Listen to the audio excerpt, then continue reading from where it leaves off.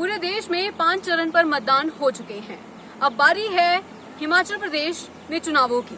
बहुत जल्द यानी कि 1 जून को 7वें चरण के यहाँ पर मतदान होने जा रहे हैं और चुनावों के इस कड़ी में हम हर रोज आपसे रूबरू करवाते हैं किसी न किसी राजनीतिक शख्सियत के साथ। नमस्कार, आप देख रहे हैं सिटी कनेक्ट टाइम्स और मैं हूं नेहा रल्हन। आज चुनावी मौसम की इस कड़ी में हम आपके बीच रूबरू करवाएंगे हिमाचल प्रदेश कांग्रेस कमेटी के मुख्य प्रवक्ता। सर, सबसे पहले तो स्वागत है आपका। जी सर, मुख्य प्रवक्ता होने के नाते आने वाले दिनों में हम देखेंगे कि किस तरह से प्रचार मुकम्मल किया जाएगा। देखिए, जब से चुनाव घोषित हुए हैं कांग्रेस पार्टी लगातार चुनाव प्रचार में है। चाहे प्रदेश के मुख्यमंत्री है, चाहे हमारे उप मुख्यमंत्री है, चाहे हमारे प्रदेश अध्यक्ष हैं, दूसरे बड़े नेता हैं, तमाम नेतृत्व और कार्यकर्ता चुनाव में जब से घोषणा हुई तभी से लगे हुए हैं। और हिमाचल प्रदेश के में ये जो चुनाव है, चाहे वो लोकसभा की 4 सीटों की तो पूरे देश में हो रहे हैं, निश्चित तौर पर हिमाचल की लोकसभा की सीटों को भी हो रहे हैं। और लेकिन यहाँ इन एडिशन टू दैट 6 विधानसभा के भी उपचुनाव हो रहे हैं, जो अपने आप में एक अलग स्थिति हिमाचल प्रदेश में बनी है, पहली बार हिमाचल के इतिहास में। तो कांग्रेस पार्टी पूरी मजबूती के साथ इन उपचुनावों को भी लड़ रही है और लोकसभा के जो 4 सीटें हैं हमारी, उसको भी लड़ रही है। और आप देखेंगे कि हमारा जो पार्टी का तंत्र है, मुख्यमंत्री हैं, पार्टी का नेतृत्व है, केंद्र के नेता हैं, वो भी आने वाले हैं हिमाचल प्रदेश। हम लड़ेंगे और जीतेंगे। जी, आज की प्रेस वार्ता में आपने विपक्ष के जो उम्मीदवार हैं, प्रत्याशी हैं, उन पर आपने संगीन जो हैं आरोप लगाए हैं। और अगर उनकी हम बयानों की बात करें तो वो कहते हैं कि जनता का विकास नहीं हो रहा था और सरकार से हमें समर्थन नहीं मिल रहा था, इसलिए जनता की भलाई के लिए हम भाजपा के साथ जुड़े हैं। तो इसको आप किस दृष्टि से देखते हैं? उनका ये कथन हास्यास्पद है। वो जनता की भलाई के लिए है, इसको वो भी जानते हैं और जनता भी जानती है। वास्तव में सुधीर शर्मा बहुत महत्वाकांक्षी नेता हैं और निश्चित तौर पर उनकी नज़र भी मुख्यमंत्री की कुर्सी के ऊपर थी। और सुखविंदर सिंह सुक्खू जी और सुधीर शर्मा जी लंबे समय से मिलकर राजनीति कर रहे थे, क्योंकि दोनों युवा हैं। तो जब सुक्खू जी मुख्यमंत्री बन गए तो उस स्थिति को किसी न किसी रूप में मैं सोचता हूँ कि ये डाइजेस्ट नहीं कर पाए। तो लगा सुक्खू चीफ मिनिस्टर बन गया, हम रह गए, तो इनकी जो महत्वाकांक्षाएँ हैं वो इनको भारतीय जनता पार्टी में लेके गई। और मैं समझता हूँ जब किसी आदमी के मन में महत्वाकांक्षाएँ बढ़ जाती हैं, बेईमानी आ जाती है और छल करने की भावना आ जाती है, तो वो आदमी फिर जो है वो निश्चित तौर पर वो सही कदम कभी नहीं उठाता।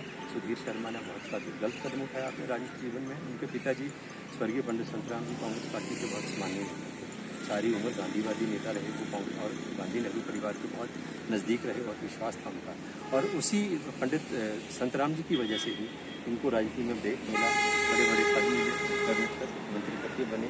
आज ये बहुत बड़े बड़े वीडियो जारी करके अपने जो काम है उनको गिना रहे हैं कि मैंने ये काम धर्मशाला में किए, मैंने ये काम किए। तो मैं उनसे यही पूछा आज पत्रकार वार्ता में, ये काम कब किए आपने? भाजपा में आने के बाद ये आप कांग्रेस में तो कहते हैं इन कामों को करने का दावा करते हैं, काम दिखा रहे हैं अपने। तो निश्चित तौर पर उन्होंने तब किए जब ये कांग्रेस पार्टी की सरकार में विधायक थे, CDS थे, कैबिनेट मिनिस्टर थे। तो कांग्रेस पार्टी के नेता के तौर पर उन्होंने वो काम किए हैं। भाजपा में कभी उनकी शुरुआत चुनाव लड़ने का।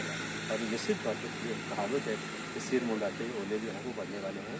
भाजपा ना उनको भाजपा के कार्यकर्ता बर्दाश्त कर रहे हैं, ना भाजपा के कार्यकर्ताओं के साथ सुधीर का तालमेल है। और ये जो धोखेबाजी की और बेईमानी की राजनीति है, ये फलने फूलने वाली हिमाचल प्रदेश में नहीं। जी प्रेम कौशल जी, कांग्रेस का शुरू से ही नारा रहा है चुनाव प्रचार के दौरान कि वह जनबल की सरकार है, धनबल की नहीं। तो आपको नहीं लगता जो भी योजनाएं कांग्रेस भविष्य में या फिर वर्तमान में जारी कर रही है, उसके लिए कहीं ना कहीं धनबल की बहुत ज़्यादा ज़रूरत है? देखिए, जब हम धनबल की और जनबल की बात करते हैं तो उस संदर्भ में कहते हैं कि जनबल से हमारा तात्पर्य है कि जनता के समर्थन से हम सत्ता में आए। धनबल से तात्पर्य है कि विधायकों की खरीद को करके सरकार को गिराने का काम हुआ है। तो जनबल धनबल की जब मुख्यमंत्री बात करते हैं तो उसका रेफरेंस जो है वो इस रेफरेंस में करते हैं। लेकिन आपने जहाँ एक पॉइंट आपका बिल्कुल ठीक है कि हिमाचल प्रदेश में जो आर्थिक स्थिति है वो कमज़ोर है। हमारा जो आमदन के साधन है हिमाचल प्रदेश के कम है और हमारी ज़रूरतें ज़्यादा हैं। तो उस प्रपोर्शन में जितना धन आर्थिक स्थिति जिस तरीके से मजबूत प्रदेश की होनी चाहिए वो नहीं है।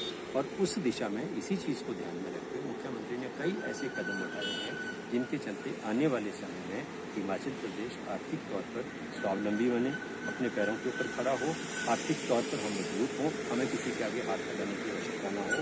इस तरीके के कदम मुख्यमंत्री और हिमाचल प्रदेश की याद बता रही है, जैसे उसका टूरिज्म के क्षेत्र में कैसे हम रेवेन्यू जनरेट कर सकते हैं और ज़्यादा उस दिशा में काम हो रहा है। हमारे जो पावर प्रोजेक्ट्स हैं हमारी हिस्सेदारी कैसे बढ़ सकती है, वहाँ से किस तरीके से हम रेवेन्यू जनरेट कर सकते हैं, ज़्यादा पैसा हमें प्रदेश को आए। इसी तरह जो करों की चोरी होती थी हिमाचल प्रदेश के अंदर 2200 करोड़ रुपया उस चोरी को ब्लॉक करके उसके ऊपर रोक लगाकर वहाँ से जो है वो सरकार ने प्राप्त किया है पिछले वित्तीय वर्ष में। और उसी में से हम महिलाओं को जो 1500 रुपये मासिक पेंशन देने की बात कर रहे हैं, वही पैसा जो हमने चोरी का इस बार रोका है, चोरी नहीं होने दी, करप्शन नहीं होने दी, उसको पकड़ा है, उसको रोका है, उससे हमने अपना रेवेन्यू जनरेट किया है, बढ़ाया है। वही पैसा जो है वो महिला कल्याण के लिए हम इस्तेमाल करेंगे। जी प्रेम कौशल जी, यहाँ पर मैं आखिरी सवाल आपसे पूछना चाहूंगी। धर्मशाला जो कि प्रदेश की दूसरी राजधानी है, इसको स्मार्ट सिटी बनाने का जो प्रोजेक्ट चल रहा है, इसको और रफ्तार देने के लिए कांग्रेस की क्या योजनाएं रहेंगी भविष्य में? देखिए, ऐसा स्मार्ट सिटी पहले भी जो बनी थी कांग्रेस सरकार की वजह से बनी। हिमाचल में भी प्रदेश की सरकार थी, बेशक सुखी जी यहाँ से शहरी विकास मंत्री थे, लेकिन वो कांग्रेस की सरकार नहीं बनी। भारतीय जनता पार्टी के समय में जो पिछली सरकार थी, उसमें इस धर्मशाला का जो स्मार्ट सिटी प्रोजेक्ट था, उसको लेकर कई तरह के घोटालों की भी चर्चा हो रही थी। उनकी भी मैं समझता हूँ कि जांच होनी चाहिए। और निश्चित तौर पर धर्मशाला जो है वो देश की दूसरी राजधानी भी है और बहुत खूबसूरत स्थल है। यहाँ के लोग बहुत अच्छे हैं और यहाँ पर्यटक भी बहुत आते हैं। दलाई लामा जी ऊपर मैक्लोडगंज में रहते हैं, तो इंटरनेशनल मैप के ऊपर धर्मशाला एक अपना जगह और स्थान रखता है। निश्चित तौर पर धर्मशाला की खूबसूरती और इसको स्मार्ट सिटी से भी आगे ले जाने के लिए कांग्रेस सरकार जो है प्रयास करेगी। जी, हमारे सिटी नेट टाइम्स के साथ जुड़ने के लिए सर आपका बहुत बहुत शुक्रिया। आपका भी बहुत बहुत शुक्रिया।